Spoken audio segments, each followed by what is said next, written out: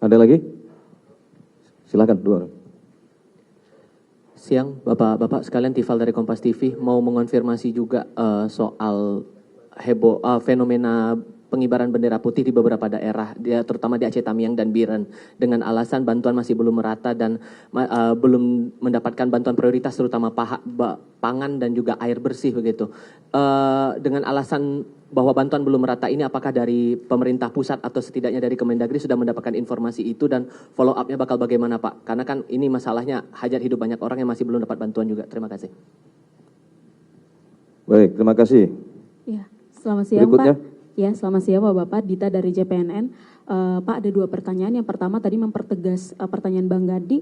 Kemarin itu Pemkot Medan mengembalikan 30 ton beras bantuan dari Uni Emirat Arab. Apakah karena katanya salah satunya belum ada status bencana nasional, jadi bantuan harus dikembalikan. Ini seperti apa, Pak? Lalu yang kedua, Pak Tito mungkin mau follow up. Kemarin Bapak Tito bilang pemerintah masih mempelajari, pemerintah Aceh yang meminta bantuan ke UNDP dan UNICEF, Pak. Mungkin ada updatean terbaru, Pak, terkait permintaan dari Gubernur Aceh ini, Pak. Terima kasih.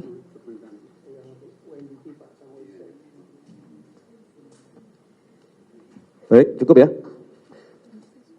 Pak, izin dong Pak, satu lagi Pak. Hah? Izin tanya lagi Pak. Ya, cukup, satu.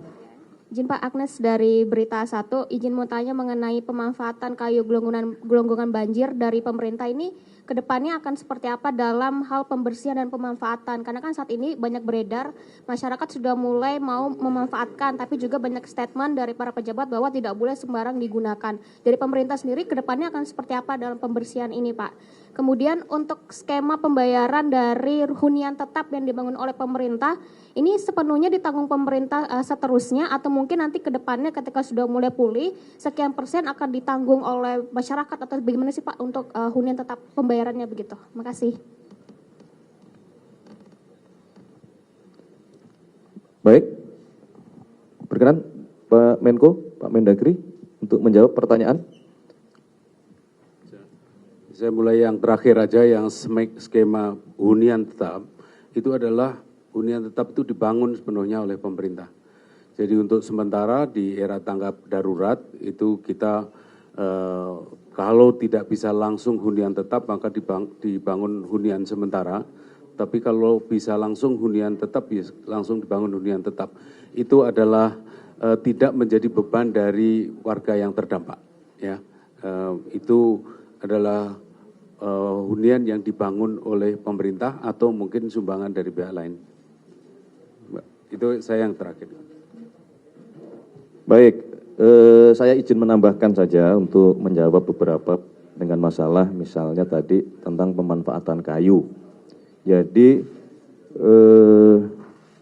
beberapa hari setelah kejadian bencana di 3 provinsi, Kementerian Kehutanan telah membuat surat edaran yang ditujukan kepada seluruh pemerintah provinsi maupun pemerintah kabupaten kota berkenaan dengan pemanfaatan kayu-kayu jika akan dipergunakan untuk kepentingan rehabilitasi atau rekonstruksi, termasuk untuk kepentingan kalau pembuatan hunian sementara maupun hunian tetap. Jadi sudah diatur regulasinya dan sudah disampaikan kepada pemerintah provinsi maupun pemerintah kabupaten kota. Jadi kalau masyarakat ingin memanfaatkan tentunya dikoordinasikan dengan pemerintahan terkait di setiap jenjangnya. Itu yang berkenaan dengan masalah kayu ya. Kemudian Pak Mendagri ada berkenan menjawab tentang bantuan-bantuan Pak Mendagri? Ya, makasih. Yang pertama mengenai tadi, mohon maaf, mengenai pengibaran bendera putih ya.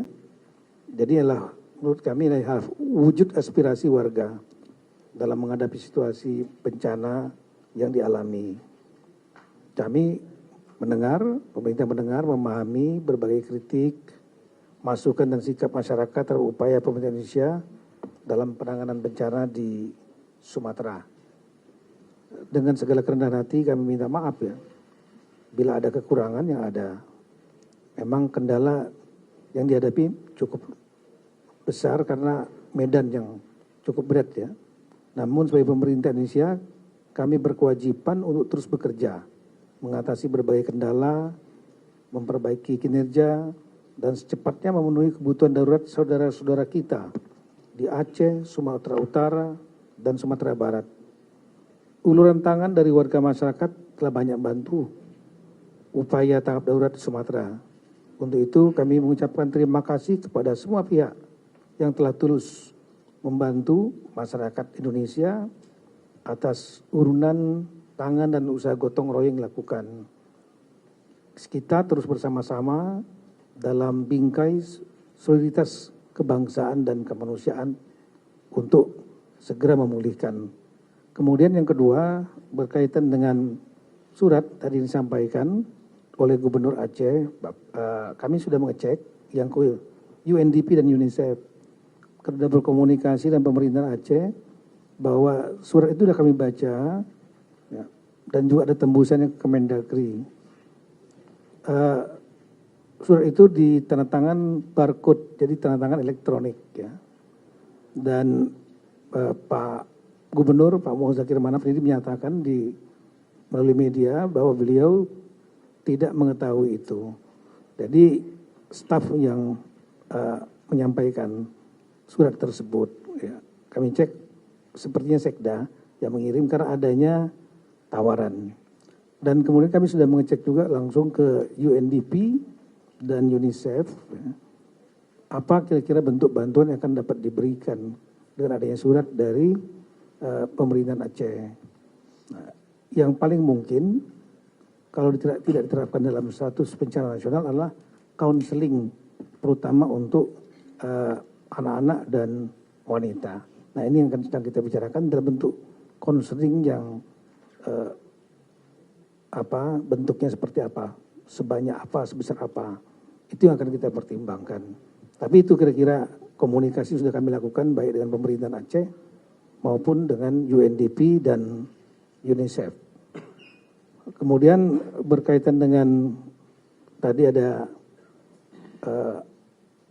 bantuan dari United Arab Emirates, kami langsung berhubungan dengan Duta Besar United Arab Emirates yang menyampaikan kepada kami tadi malam bahwa yang diberikan itulah bantuan 30 ton berasal bukan dari pemerintahan United Arab Emirates, tapi dari Red Crescent, jadi bulan sabit merah ya, semacam PMI itu, bulan sabit merah di United Arab Emirates. Jadi non-government organization. Berasnya sudah dikirim saat itu akan diserahkan kepada wali kota Medan, Pak Riko. Namun kemudian Pak Riko menyampaikan belum ada kejelasan mengenai mekanisme penerimaan dari internasional. Dipikir oleh Pak wali kota inilah dari pemerintah, government to government, yang belum ada mekanismenya. Sehingga kemudian beras ini diserahkan kepada, atas kesepakatan, kemudian diserahkan kepada Muhammadiyah Medical Center. Dalam rangka bencana ini Muhammadiyah membuat suatu center untuk kemanusiaan di Medan, dan itu beras ini sekarang sudah ada di tangan Muhammadiyah, dan nanti Muhammadiyah yang akan membagikan kepada masyarakat. Demikian. Terima kasih. Baik, ada tambahan dari Bapak Kapolri, dipersilakan.